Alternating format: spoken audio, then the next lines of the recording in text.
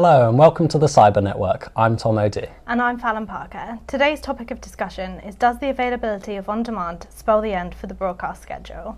Throughout the show, we'll be speaking to numerous industry professionals, getting their thoughts and opinions on this matter, each from different backgrounds within the television industry.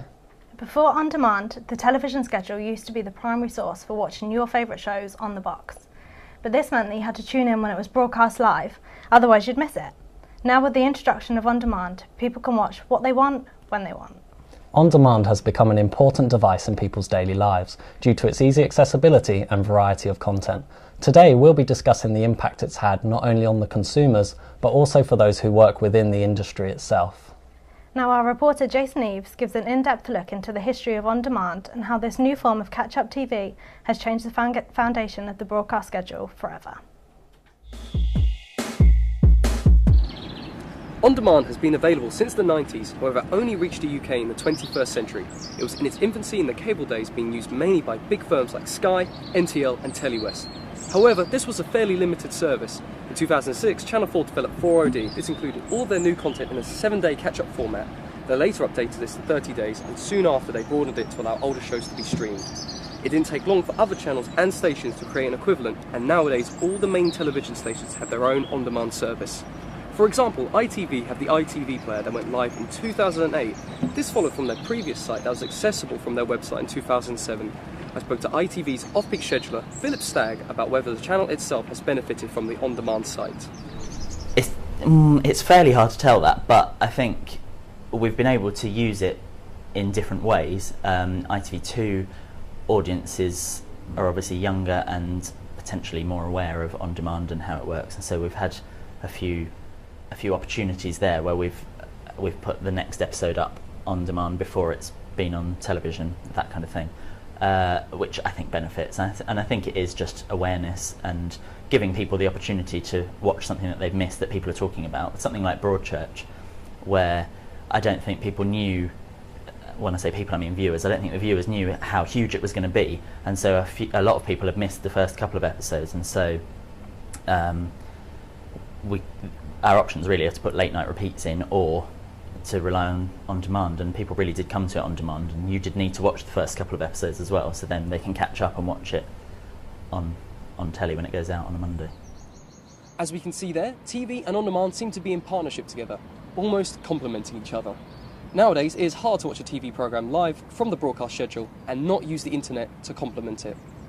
For example, during the Oscars, over 19 million tweets were posted. We spoke to Charles Rolls from Blinkbox, who feels that the two sides work together well. TV programs are embracing this more and more, where you can actually give feedback live, because a lot of people watch with a second device, and then you can feedback via Twitter or something like that, and that makes you actually part of the program in a way, which is I think a lot of users like that because it makes them feel important. We asked Philip Stagg about whether on-demand has affected his job in scheduling. We've been affected in terms of the overnight viewing figures that we get in now involve catch-up viewing as well. Obviously not overnight, but within the week. We have anyone that catches up within a week of recording the programme. We get those figures included, which we never used to. Otherwise, I think maybe some scheduling of previous series. ITV3 will sometimes show the last series of, say, Endeavour before the new series starts, and that means that they all go on to the ITV player, so people have another chance on there to watch it as well. But no, not hugely so yet. I mean, I don't think we are likely to be buying series to put just on ITV player anytime soon. We've got 2 new channels launching in the next few months and years on the linear platforms, and so I think that's still the way that we're heading. I don't think we're likely anytime soon to be buying content in the way Netflix does. As he said there, in the future they are looking to expand their broadcast schedule by bringing in 2 new TV channels. They will be adding these new channels in the near future. In a complete contrast, the BBC have recently stated that they will be losing BBC Three by 2015. The BBC have stated they will be moving this channel to an online home. This has led to multiple social media campaigns proving that people still have a passion and love for the broadcast schedule. BBC's Director General, Tony Hall, has released this statement on the subject.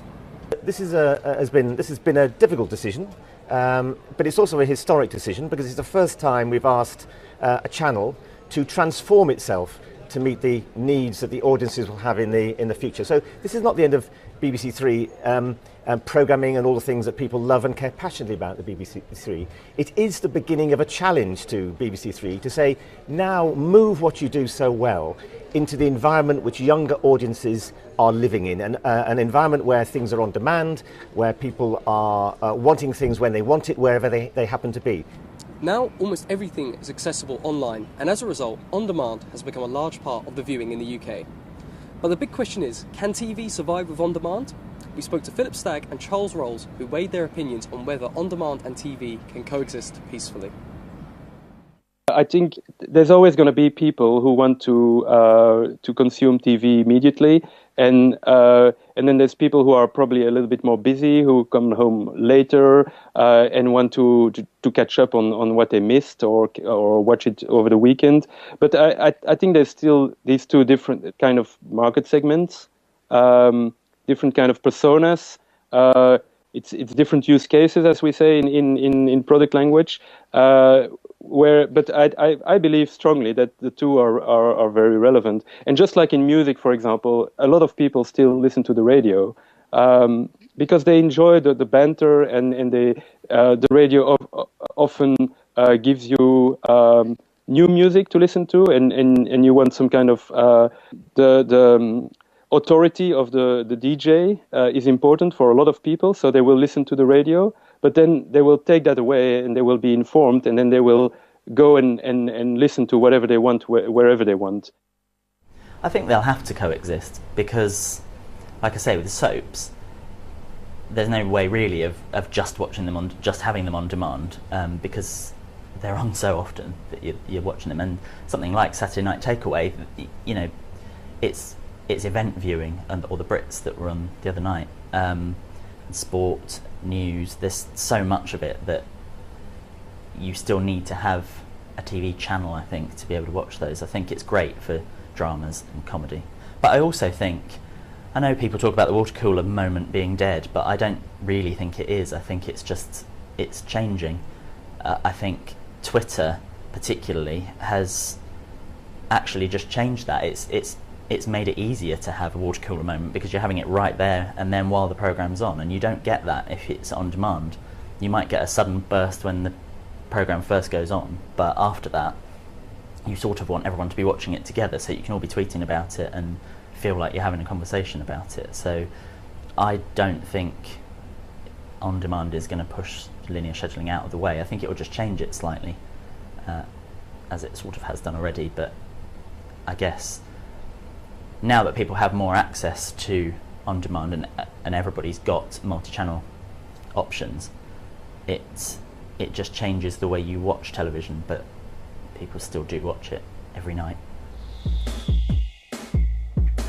So one of the main points that Philip and Charles mentioned there was the use of social media alongside live television and how this benefits the television schedule rather than on demand. An example can be seen with I'm a Celebrity, Get Me Out of Here, which broadcasts live on ITV. Throughout the programme, viewers are encouraged to vote on which celebrity gets to stay in the competition. This allows them to interact directly with the show and practically gives them control of the content. X Factor also have a similar app that allows you as the audience to become the fifth judge. You can rate and comment on the performances as they happen, and the presenters will read out your tweets and Facebook messages live on the show, so that you can talk to the contestants. Now that's certainly one strong argument in support of the television schedule, as you just don't get the same experience when watching something on demand. Now live TV utilises that well, as fans catching up will feel they have missed the opportunity to get involved. Another advantage that television scheduling has is the ability to switch between channels and find new content that you may not have heard of beforehand. Whilst on demand allows you to choose specific programmes that you want to watch, you may miss out on the key aspects such as spontaneous viewing and the discovery of new content that you may enjoy. In addition to this, if the TV schedule truly did end, then this would remove the popular activity of passive viewing. This refers to how audiences can casually turn on their television after a day's work and watch whatever's being broadcasted at the time.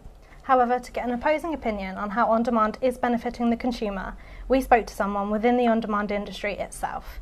Here's Jason Eve speaking to Sarah Longhurst, the project manager of the Blinkbox television app in the headquarters in central London. Hi there guys, I'm here at Blink Box Offices and I'm talking to the head of movies and television, Sarah Longhurst. So Sarah, could you tell us a bit more about your job title and your responsibilities?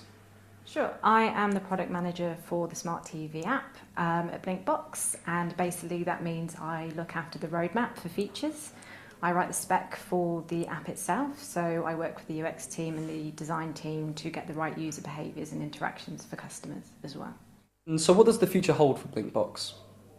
We're basically trying to make the ease of getting to your own assets easy and quick. For us right now, there seems to be a divide between getting into the Smart Hub, accessing our app, and then getting playback and purchase very, very seamlessly. The user interaction with TV apps is quite clunky because of the remote control action that you have to use. It's not the same as picking up an iPad and jumping around with a touch screen. So it's trying to get over those barriers and making access so much easier for users to get to their own playback experience. So how rapid has the growth of customers been in recent years? I've seen growth within the past year for TV apps rise sharply. For example, we've almost doubled our sales margin for the TV app experience. We used to be the long tail of the sales, but now smart TVs are now the norm in households, and people are not scared of interacting with the Smart Hub, and it's easier to get to. We've seen that sharp rise, and we hope to see it continue as well in the same way. So do you think on-demand and television can coexist in an ideal world? I think so, but the two viewing habits and consumption are completely different right now. It's quite easy to dip in and out of channels. For a lot of set-top boxes such as Sky and YouView, you get a live stream and you can listen in, you can browse at the same time. Right now, our app is more like a shop window experience or a library. You have to make an informed choice before making that decision to then go on and purchase. So right now, there isn't this easy ability just to skim through and make a quick judgment call. Until we can nail that experience down, I think right now there's a bit of a divide.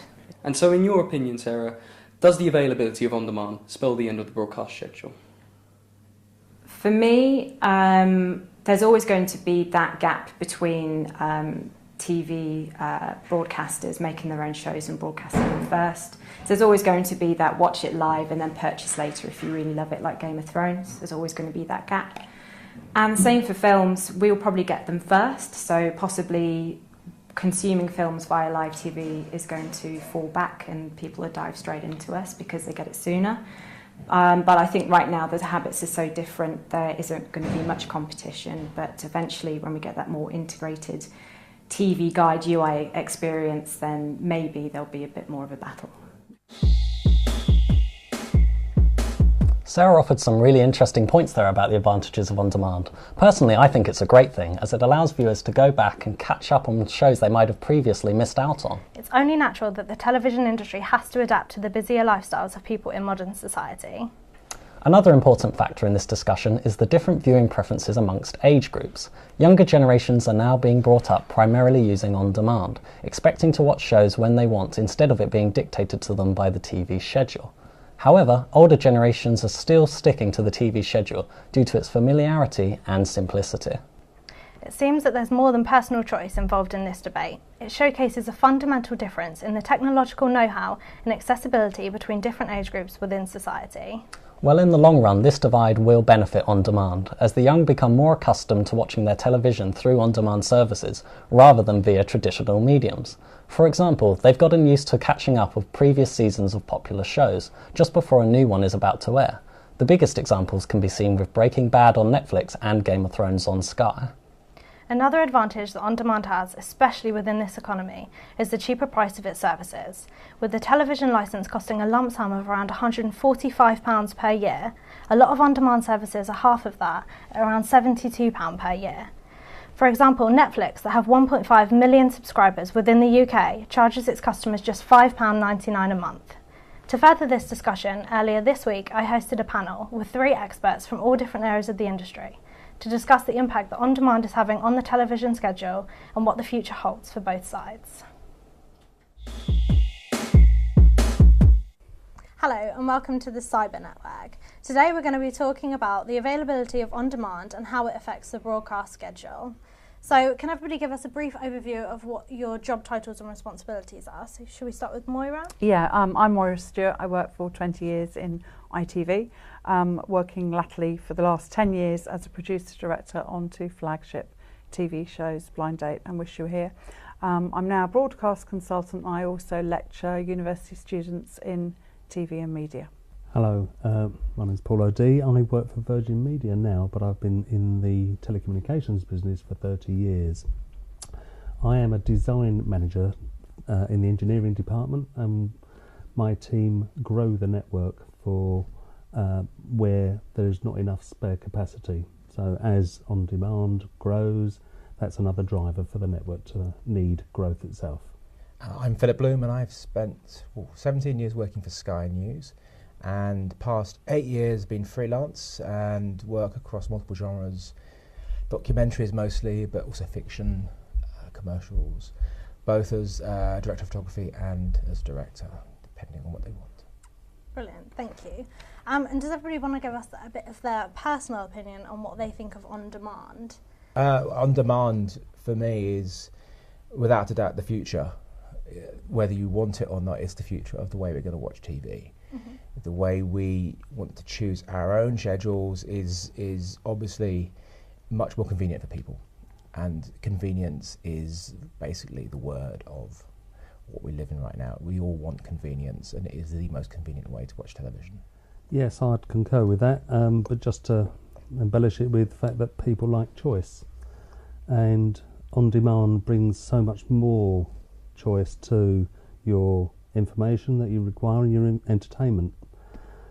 Just using YouTube itself, you can look up anything from science and education through to entertainment and the latest fluffy cat story. Yes. Moira? I agree to a degree. I think that on demand is going to play a much bigger role in how people watch television going forward. I think there are huge advantages, but I think there are still quite a lot of programmes that need to be watched in the schedule, and the main broadcasters are striving very hard to make more and more programming that they believe should be watched live rather than at a later date as an on-demand, in the on-demand service. Do you think that the on-demand has already affected the TV schedule, or do you reckon that's something that will happen more in the future? Viewing actually in the schedule is only dropping 1% year on year, and Thinkbox, who do a lot of television research, they think that on-demand will in the future probably form about 15 to 20% of all television viewing. So there is still a large proportion of television that will be viewed live. Yeah. I think it's a generational thing as well. I think the younger generation probably do watch more on demand, and I think there's an awful lot to do with the fact that they watch a lot of American imports. They like watching things like Breaking Bad, Dexter. They can watch them in a box set situation. They can watch one episode after another. They don't have to wait, as you do in the schedule, to wait another week to watch another episode. As much as I think on demand is the future, I don't necessarily think it's I don't want to see appointment TV disappear. I think it's a wonderful thing, having grown up with it and having something to look forward to. I don't think we live in a society where we actually have any self-control either. I think if you're given everything, you'll watch it. You just watch it. You'll binge on it. And that's something that needs to be controlled to a degree, because you finish it and you feel a bit empty, like, oh no, that's it. When's the next episode coming out? Well, you just watched a whole season in a day, so you're going to have to wait a year now. And that's one of the things that I think is going to change. And the other thing is that whole communal aspect of it is, you know, when Sherlock was on, it was only 3 episodes. We had to wait 2 years for 3 episodes. But every episode we looked forward to, and you talk to your mates on Twitter and Facebook, and that would disappear. And that would be a real shame. I love that whole aspect of just talking to mates and friends all over the place. Things like, obviously, X Factor and those sort of shows, they clearly can't be on demand. Can you imagine if they released the entire season, all the auditions, all the live shows, and then the end results at the end? What are you going to do? You're going to go to the end, aren't you? You can't be bothered watching it all. I've had enough of this. It's about keeping people tuning in. And the other thing is, I think people are actually want to be told what to watch. They see what's on, and they'll just sit back and watch what's being fed to them. If that's taken away, and they're just given this long list of stuff that they can choose to watch, they'll be like, I don't know, what do you want to watch? We have arguments between husband and wives, boyfriends, girlfriends, it'll be a nightmare. I think it'll be interesting to see how it goes. I'm definitely on the fence for a number of reasons, but I also love it as well.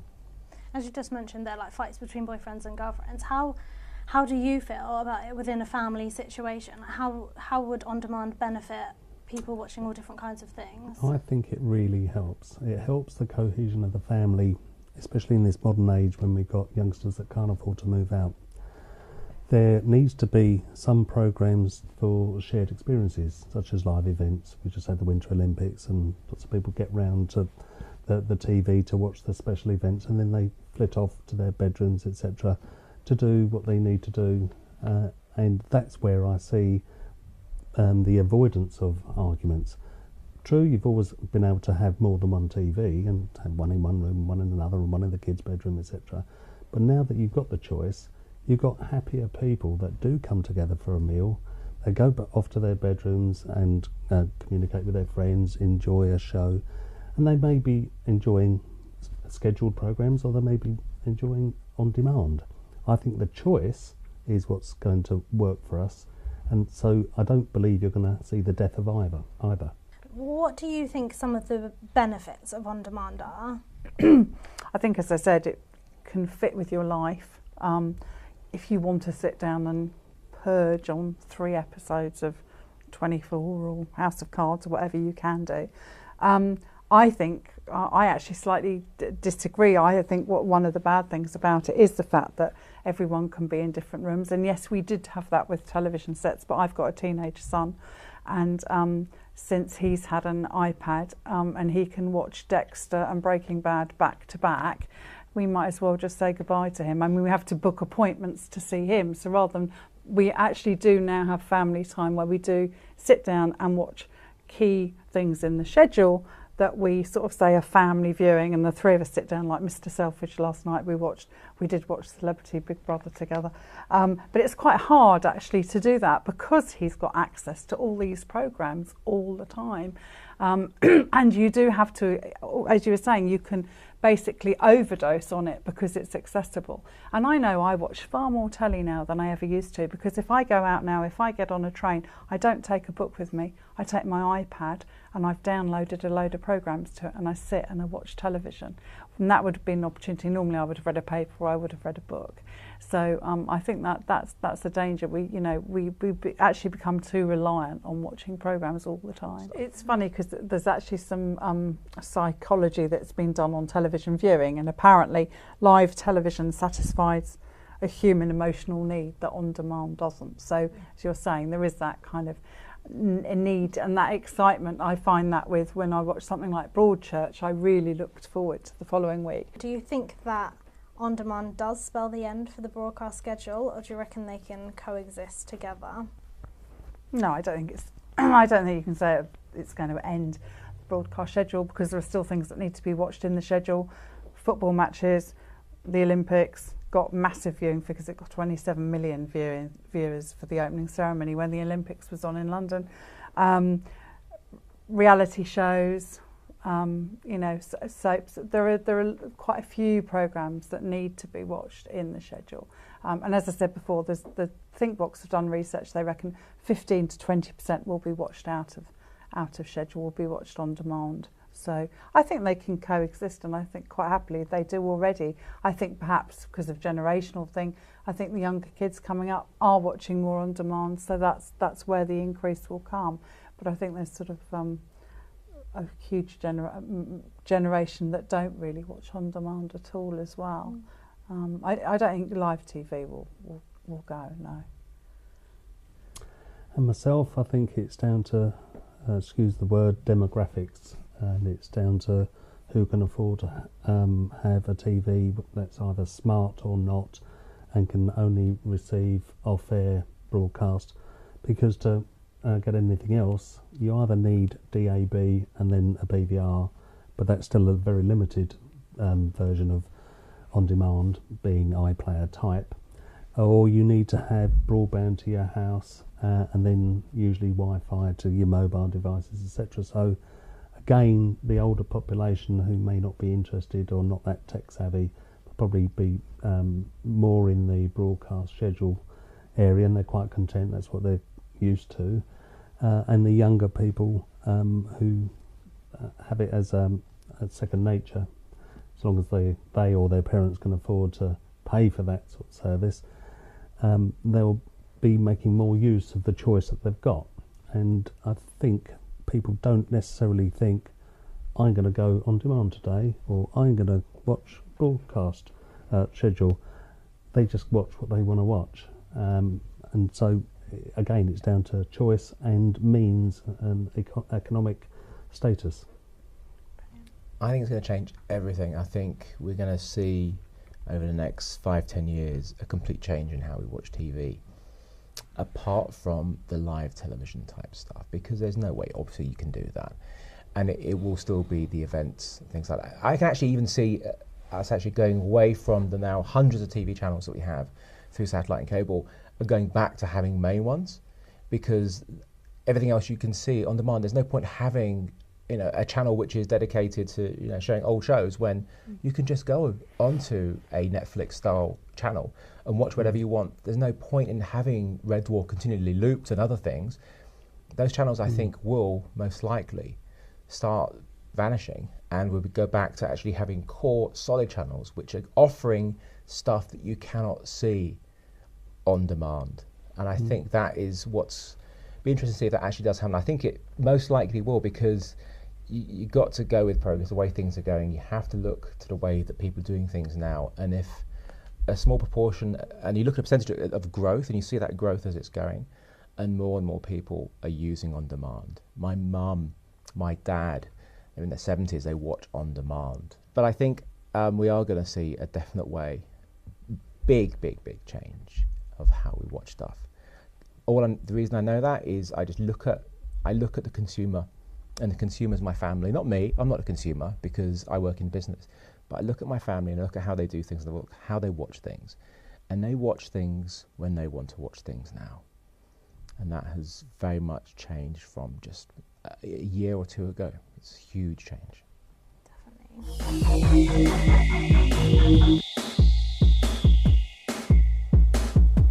So as we saw there, the panel guests agree that on-demand is beneficial for the consumers. However, there are mixed reactions from across the television industry about the effect it is having both short and long term on the broadcast schedule itself. So to answer the initial question, does the availability of on-demand spell the end for the broadcast schedule? The conclusive answer seems to be no. Whilst on-demand is undeniably growing in popularity and becoming a serious alternative for the traditional mediums, the television schedule will always have a place in the weekly routine of the viewer. As we've learnt today, shows such as sporting events and breaking news stories still require live viewing to get the best experience. But one thing is for sure, on-demand services are here to stay, and their presence will only grow in the near future. Since 2012, some on-demand services have tripled in size. Others, like Sky Go, have grown to more than 5 times their size. It will be interesting to see whether this trend continues. That's all we have time for today. Thank you for watching the Cyber Network.